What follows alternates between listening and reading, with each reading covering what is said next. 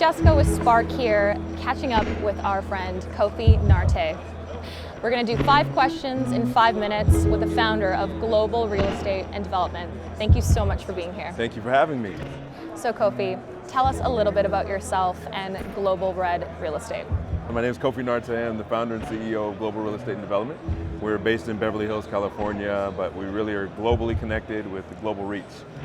The impetus for launching my own firm, I've been in the industry for almost 19 years. I've always contributed heavily to the industry in some capacity or another, but I wanted to have a more holistic approach to the client and serving their full real estate portfolios.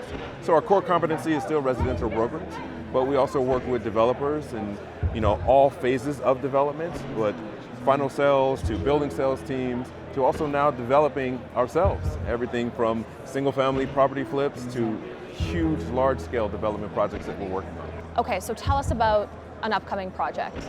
We are working with some developments in 7 different countries right now, but the one I'm probably most excited about is our own project in Belize. We are going to be building a city in Belize. A huge task. Just the infrastructure alone and getting everything going is it's $1 billion project.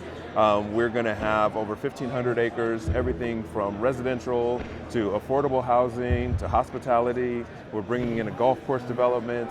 And the most exciting thing about it is we're leaning into sustainability and smart city technology as well.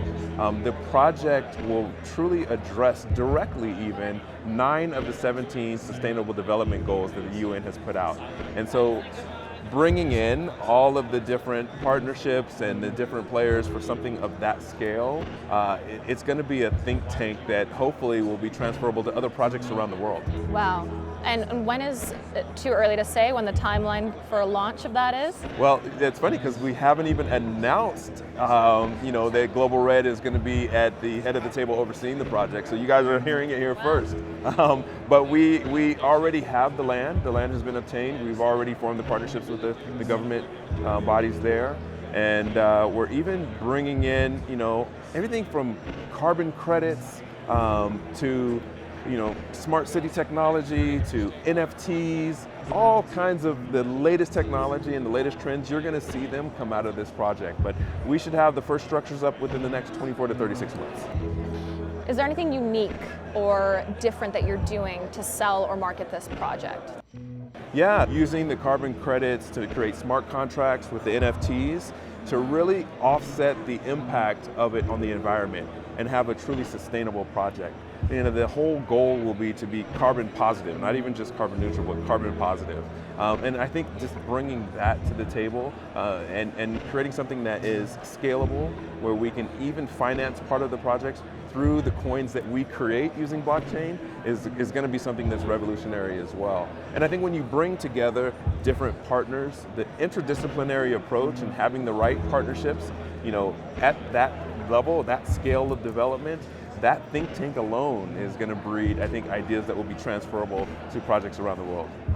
There is no doubt that the prop tech industry has accelerated over the last 20 months. Now the question is, what is staying in your world? What is going? Yeah,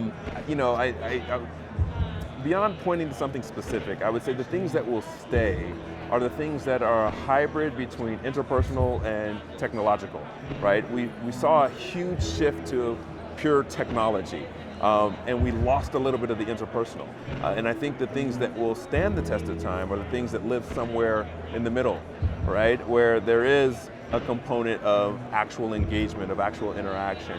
The other things that I think will stay are the things that they prove to be truly much more efficient, I'm sorry. The things that were much more efficient, where instead of, some sort of analog version, we had a digital version. Instead of taking 30 minutes to do something, it takes 5 minutes to do something because of the technology. And things that also help mitigate really like disease risks, exposure risks. Some of the developers we work with and developments we're working on, the touchless, keyless, all of those kinds of technologies, those will stay as well. All right, last question, okay. Wild card. What is some of the best unconventional or conventional advice that you live by? Sure. I'll tell you what motivates me, and hopefully it motivates others. It's realizing my potential and helping people around me realize their potential. And that is something that drives me every single day. I have sayings that I call Kofiisms, things that I figured out. And one is, we have a responsibility during our lifetime to realize all of our God-given gifts and share them with the world. So if every day you're fighting to realize your gifts, if every day you're sharing them with the world, if every day you're helping other people realize their gifts, we're winning. Beautiful. Wow, I didn't think you had anything that meaningful to say right on the spot, but here you are, pressing us all. Thank you so much, Kofi. Thanks for having me. Appreciate it.